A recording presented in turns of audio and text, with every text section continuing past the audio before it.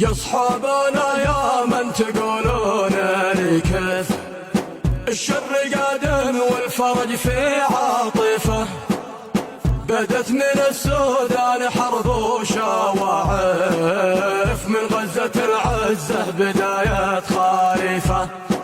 حرب عبوس ترد فصل الشتا صيف، دبر على العالم شنيعة مخيفة،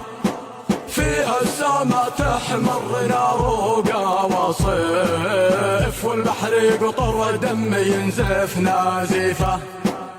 والحرث يهلك والنسل والمجادف، حروب مثل السيل تجرف جريفة، فارس في النيروز ثوره وتعنف، والروم بعد القوة أضحت ضعيفة، ترى العرب من كل حدب مناقف، كلنا على خصمه يا ناصر حليفة، ترى المحيط تدور فيه العواصف، ترى البوارج تشتعل في نصيفه، والمال يكسد يا بنوك التسالف، والسوق وحله طايحه عالرصيفه، من هو غني يتخطفوه المخاطف، الاغنياء تصبح لا الاموال عيفه، وحينها يهلك هل الكذب والزيف، وكل طاغي ينفضح زيف زيفه،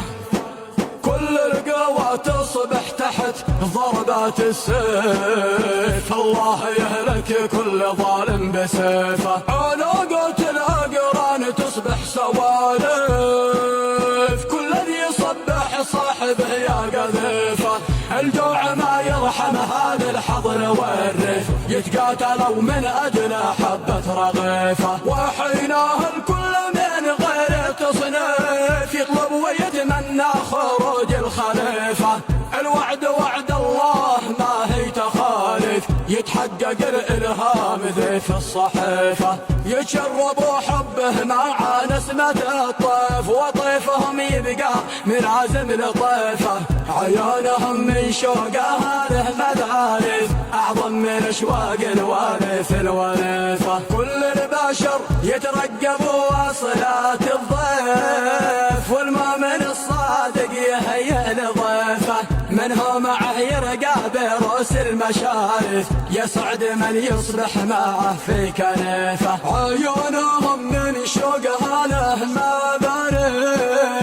أعظم من أشواق الولف الوليفة، القايد المهدي ما يحتاج تعريف، يستقبلوا أهل النفوس الشريفة، يستقبلوا أهل النفوس الشريفة.